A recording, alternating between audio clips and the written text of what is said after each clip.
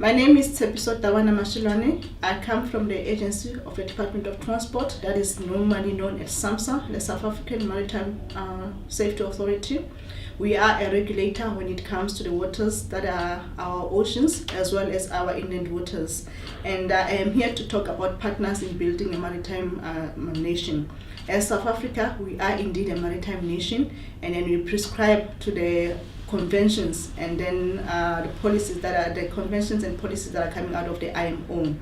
And when I look into my presentation, I'm going to look into our participation as a global player, into the regional coordination as well as the guiding policy framework, which is our comprehensive maritime transport, the Minister of Transport priorities for the next 5 years, and then our key partnerships and collaboration as a maritime regulator. Then we'll lastly look into the areas for future partnerships and collaboration, and then I'll be concluding my presentation. Thank you to the broader community of the South African Transport Conference. In terms of the global trade, when it comes to the maritime sector that we play in, as I indicated, we are a regulator. COVID-19 pandemic has disrupted many sectors, and so it has done the same in the maritime industry. It has widened the gap in terms of advanced economies and then some of us as emerging economies or developing economies.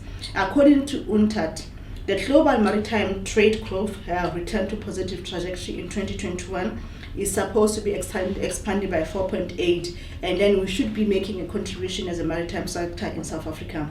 Sustainable shipping, decarbonization, as well as ship pollution remain key priorities in 2021. And then these are the drivers or driven by innovation solutions like the fourth industrial revolution, as well as digitization. It is forecasted that the sub-Saharan Africa intra-trade, when it comes to the African free trade, will double by 2030. And then this will elevate the huge significance of a maritime transport system. The AFCAT, of which we are signatories as South Africa, it commits countries to developing strategies to remove the tariff barriers, and then that is earmarked at 90% on the goods that we are progressively liberalizing, the trade in services as well as non-tariff barriers, and then we do believe that is an achievable target as Africa.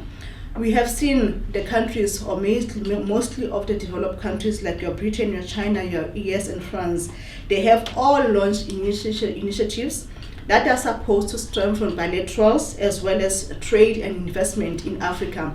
The question should be, why are we allowing such major economies to play a major role in our industries as Africans or sub-Saharan Africa? We have got, in terms of the same global maritime in the sector, some of the advantages as well as some of the challenges. When we look into the advantages, we have got successful partnerships that allow organizations to draw on each other's strength. We should be growing the sector, and then we can do that together quickly and efficiently if we have got a capable workforce. The ability to leverage resources. It is based on the principle of having the relevant expertise, and then innovation is also key in terms of us having a competitive advantage of a great partnership. We can do that in Africa. We have got innovative solutions. We have got young people who are entrepreneurs, but then that tapping into those resources, it is what we need to potentially maximize on. The case for strategic partnership in Africa seems to have been widely made, and then over 70% of the people, as I've indicated, like we have people from China, we have France people, they are here to partner more extensively with us now and in the near future. We need to respond to the challenges that are coming up from the 4IR industrialization. Digitalization is on our doorsteps. When it comes to some of the challenges, is that we are saying that let us push to work together as the industry and not work in silos. Because a successful partnership as well as collaboration, they are based on trust, and then they are based on communication. Once you don't have trust, once you don't communicate, and then we don't have the sustainable momentum, then we can never make it as Africa. The drive to outshine others and to get all credit will never work in our favor. So we need to put our hands together as African countries to make sure that we have got a thriving maritime economy. As part of industry development, We need to continue to engage and explore strategic partnerships, and then different industry players must come on board more so that we can make sure that we are creating local opportunities for local communities. Our local communities must derive benefit out of these partnerships. And when it comes to the South African Maritime Overview, we are, as I've indicated, we are an agency of the Department of Transport. We subscribe to these policies or the conventions that are coming from the International Maritime Organization, the IMO. The IMO is the mother body when it comes to the regulatory of water affairs or oceans economy. And then the Department of Transport, it is a policy directive. That is where we have got our mandate from the Comprehensive Maritime Transport Policy. We have got, I'll talk to the Minister's five key priority areas. And then as a safety regulator of South Africa, SAMSA, we are responsible for the safe and secure marine environment. We are also responsible for the inland waters, which are mostly our dams. We are strong in partnerships. We have got a stakeholder management that is continuously, and then we are continuously improving on that one. And then we usually say that a thriving maritime sector is important in supporting the South African economy. We should all know that when we speak to maritime transport, we speak about transportation or shipping that we see on our oceans. And then it's said from the UNTAD again that around 90% of the goods that this country, as South Africa, import or exports are transported by sea. And then we have seen that they come in from China, they come from anywhere around the world in those containers and then in those big ships. And then in order for us to derive benefit out of that one, we should be working together in collaboration and in partnerships. The government of South Africa has established Operation Pakisa, and then some it is known as Oceans Economy. And then this is an aim or an initiative that is supposed to promote collaboration and partnership between various stakeholders, more especially between government and the industry role players. And we are working closely with global communities to make sure that the maritime authorities and maritime stakeholders promote South African maritime interests. That is one of our key mandates as SAMSA, to promote South African maritime interests. When it comes to regional and continental cooperation, we have a guiding document that is coming from African Union. It is usually called the 2050 African Maritime Integrated Strategy, to some aims. It seeks to provide a broad framework for the protection and sustainable exploitation of the African maritime domain awareness, and then it is about wealth creation. The African Maritime Charter is just a sub work under the aims. And then it is about us now making sure that we have got integration, we have got that continental cooperation, and then it is about Africa. It is supposed to promote bilateral and multilateral organization cooperation amongst maritime administration, as we are at SAMSA, within the port community, the likes of your TNPA when it comes to the South African framework, and then our inland waterways. As I've indicated, our inland waterways are our dams. They are not directly under the control of transport, but then we have to make sure that there is safety around those water bodies. It is about promote the funding, undertaking research. That is one other thing that we are struggling with, but we have got partners that I will talk to again. And then it is about, that the aims again is to encourage the promotion and development of cooperation in maritime across our oceans as well as inland waterways. And we make sure that as parties or state parties around Africa, we continue to promote this collaboration.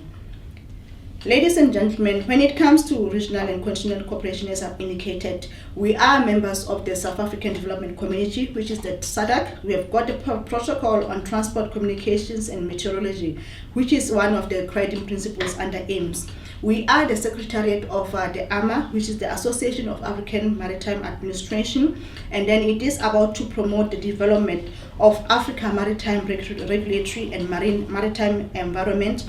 It encourages harmonization, and then it is about now making sure that there is greater competitiveness on a global basis as Africans, and then most importantly, continental collaboration.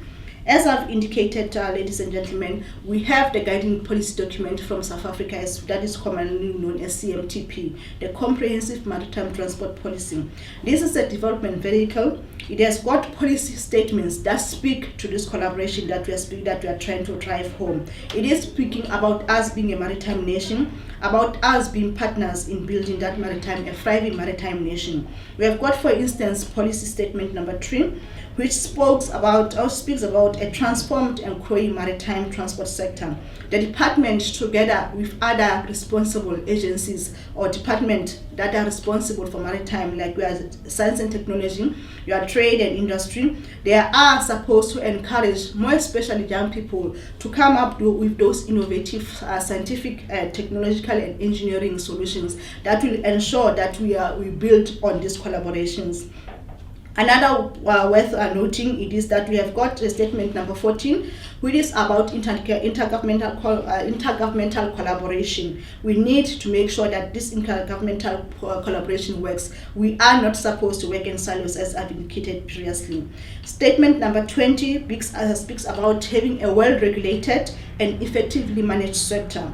And then it also now refers to our responsibility as a search and rescue country. We have got the MRCC, which is also housed in SAMSA, and then it is about making sure that we respond to those rescue initiatives, or to respond to the call for somebody in distress out there in the scene. We have got policy statement number 23 as well, which speaks about partnerships within the industry. And policy statement 30, which is now speaking about maritime education and training. To some it is called MAT. You will know that we have got institutions that specialize in maritime education, like your CPUT, your DUT, as well as SAIMI. And then lastly, we have statement number 36, which is speaking about analysis in collaboration with relevant institutions. And then that brings on board your research and innovation institutions like your CSIR. I spoke about the minister's priorities as well for the next 5 years of the MTSF. We have got priority number 1, which is about us now building our ship register. We have got an ailing ship register, I must say, and then there are quite a number of challenges, but then it is our aim and then our endeavor as SAMSA to make sure that we grow that ship register. It has got potential for creating employment, more especially for our South African seafarers. When it looks into priority number 2, it is about empowering historically disadvantaged people to make inroads into this industry. It is an industry which is perceived to be a white industry. It is an industry which is perceived to be based on collaborations, and then those collaborations need to be built on a founding principles that can make there is room for our people who are historically disadvantaged people. Priority number 3 speaks to coastal shipping, and then coastal shipping, it is something that we are working on as a department as well as SAMSA, and then we need to make sure that those oil rigs that we have seen at the offshore in Mossel Bay, they work for us as South Africa. They boost our economy as maritime industry. Priority number 4, it speaks about maximizing opportunities both in the sea as well as inland waters.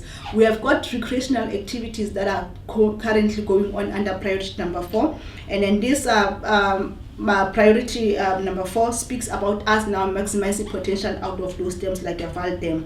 Unlocking maritime economic and stimulation of stimulation and recreation is priority number 5, and then it is what the minister has made us to look into those as a priority. SAMSA is working hard to make sure those priorities of the minister is a goal that we can realize in this MTSF. We have got partnerships, strategic partnerships with your MSC, which is the maritime, the cruise liners in South Africa. It takes on board our maritime youth development program, and then they are there in the industry to make sure that there are jobs for them, and then we are creating skills and knowledge in terms of hospitality as well as technical skills like your engineering capacity. We have partnership with the IMO and the MTCC Africa. It is more about environmental efficiency and making sure that we reduce the contribution of South Africa when it comes to pollution, more especially on the climate change. South Africa has got a thriving environment when it comes to corporate social investment, and then we are making a contribution as well as South Africa, and then in particular as SAMSA. There are areas of future collaboration and partnerships. They are about environmental pollution. As I've indicated, there is a collaboration from the MCCC. We are in partners with the institutions as well as the CSIR. Training and development of skills, it is our future endeavor in terms of partnership and collaboration. Digitization of the maritime sector, it is based on the emphasis that we should make meaningful contribution when it comes to our environmental protection, more especially with using 4IR technologies. Sector development as well as industry development, it is one partnership that we need to make sure that is thriving, because it has got potential to create more jobs. Rural maritime maritime economy, in terms of maritime youth development, it is a program that we are currently, as I've indicated, delivering together with MSC. And then lastly, in conclusion, I want to say to you, ladies and gentlemen, as South Africa, we encourage every one of us to check and evaluate the role they can play in maritime sector and identify possible areas of collaboration and partnership. By combining these skills and experience, organizations can accomplish more and not work alone in silos. In the spirit of partnership, there is a need for us to ensure that strategies emanating from maritime players and government are aligned. More especially, they should be consistent, and then we should complement each other. Maritime transport function must integrate, and it should be through collaborative. That integration should be through collaborative work. And then as government, we encourage more especially academia to participate in the sector, as this remains an important success factor in the country maritime national vision. Research work can come up with innovative solution. It can come up with responses to the digitization. It can come up with a response to autonomous shipping. And then continued engagement and close collaboration remain key and a key ingredient for us to redevelop and then make sure that there is growth in the South African maritime economic sector. Lastly, ladies and gentlemen, there is a need to continue partnering and collaborating in order to create economic and job opportunities for youth, more especially in our impoverished local communities. As I've indicated, the blue oceans is not only for the rich. It should contribute and make meaningful contribution to the society that we serve as South Africans. And then lastly, I want to quote Rick Riordan and say, the sea does not like to be restrained. So we should be making sure that those collaboration and partnership work for us. Individually, we are one drop, but together we are an ocean. Thank you, ladies and gentlemen.